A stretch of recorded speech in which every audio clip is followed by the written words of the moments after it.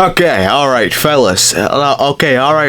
Listen, my name is James IZ, and I have discovered something that is very interesting to me. The company BlackRock has a TikTok account, and I will be taking a gander at their account of BlackRock. Now, if you don't know what a BlackRock is, here, let me show you a couple conspiracy videos real quick. Two companies control the world, and yet you don't know who they are. When we think of the most powerful companies in the world, we often think of Apple, Google, or Amazon. However, these companies are small potatoes compared to the two behemoths that are BlackRock and Vanguard. BlackRock and Vanguard are the two most powerful investment funds in the world, with over 15 trillion in assets under management, or roughly 5 times the GDP of France. So how do these two companies control the world? It's simple. Vanguard and BlackRock own shares in all the world's most powerful companies.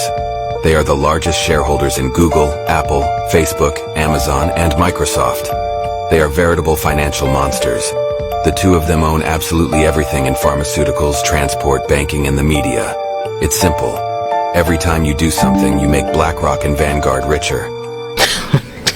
If you do anything, even breathe the air right now, and like you drink this water right here, you are making the money. Look at TF1, you make Vanguard richer.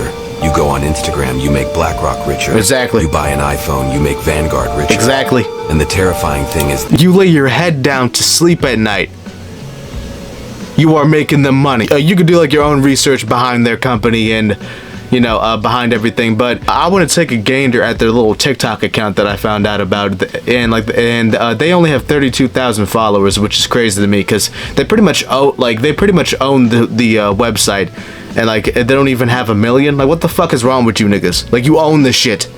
Whatever. Anyways, all right, let's go ahead. Today we're diving into the world of cash and how it can potentially be a game changer for your finances.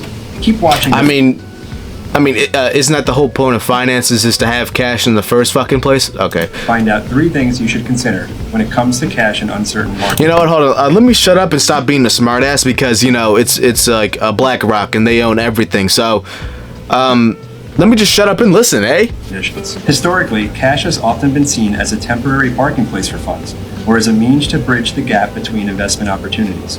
But with interest rates on the rise and global economic uncertainties looming, we believe cash has emerged as an asset class that deserves a second chance. So, all that to say, the mantra that most cash investors live by comes under a 3-pillar approach. The first being safety, or capital preservation. Wait a minute, aren't you the same people that's causing the problem? You ever hear someone talking about the BOJ but have no idea what it is or what it stands for? I've never heard of that before, ever in my life, but I have heard of a JOB.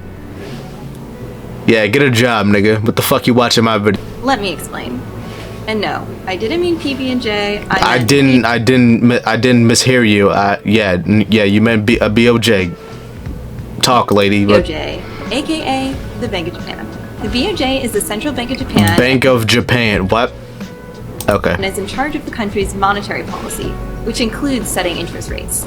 It's also responsible for ensuring the stability of the Japanese financial system. And like most central banks, they collect economic data and conduct economic research and analysis. Yield curve control, or YCC for short, is a tool the BOJ uses to keep short-term interest rates. Why do I need to know this? Why do I need to know about another country's money? I guess I don't know. I'm only 21. I'd calm down. On today's episode of our Megatrend series, we're covering a topic close to my heart: food innovation.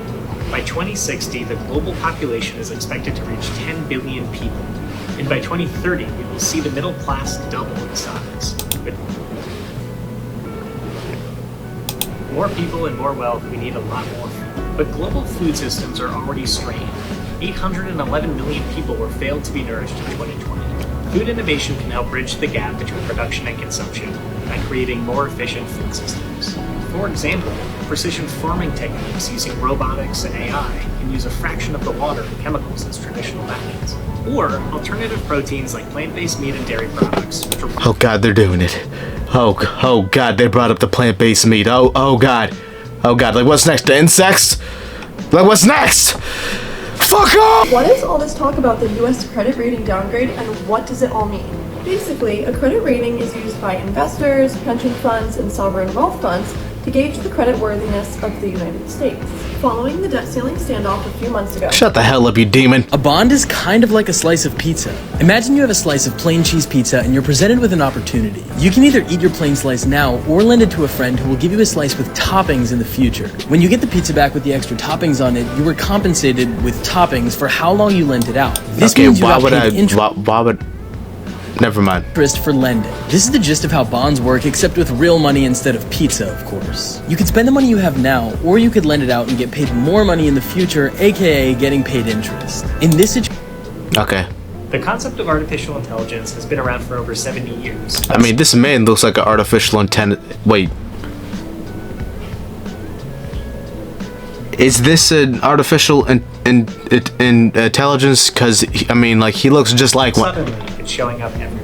Depending on who you ask, it's either the greatest innovation since the internet, or it's a global economic risk. So what tipped AI into everyday life? The recent leader... I mean, like, they turned out the comments for a reason, because it's BlackRock and nobody trusts a single word that they're fucking saying right now. Come with me for a day in my life as an associate at BlackRock. I started working here around 4 years ago through the Analyst Orientation Program. I typically get to work at 7:30 I swear, they just be saying big-ass words just to confuse the fuck out of people like me, because what the hell are you talking about? a.m. so I can study for the CFA before beginning the workday at 9. Like, you know, like they'd be using like these acronyms and like a fancy wording or some shit. Like, what is going on, demon?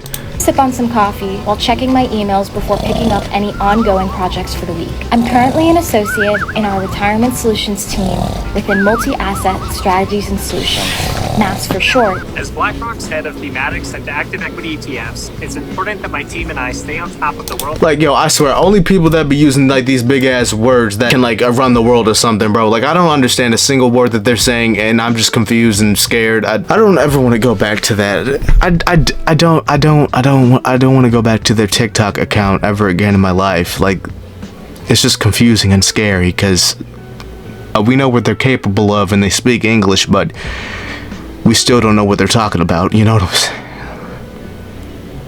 Anyways, fellas, so if you enjoyed this video somehow, I don't know what else to say, to be honest with you. Stay healthy, stay rock hard. I was saying, like, like rock hard like Juice Robinson, but never mind. Yeah, bye.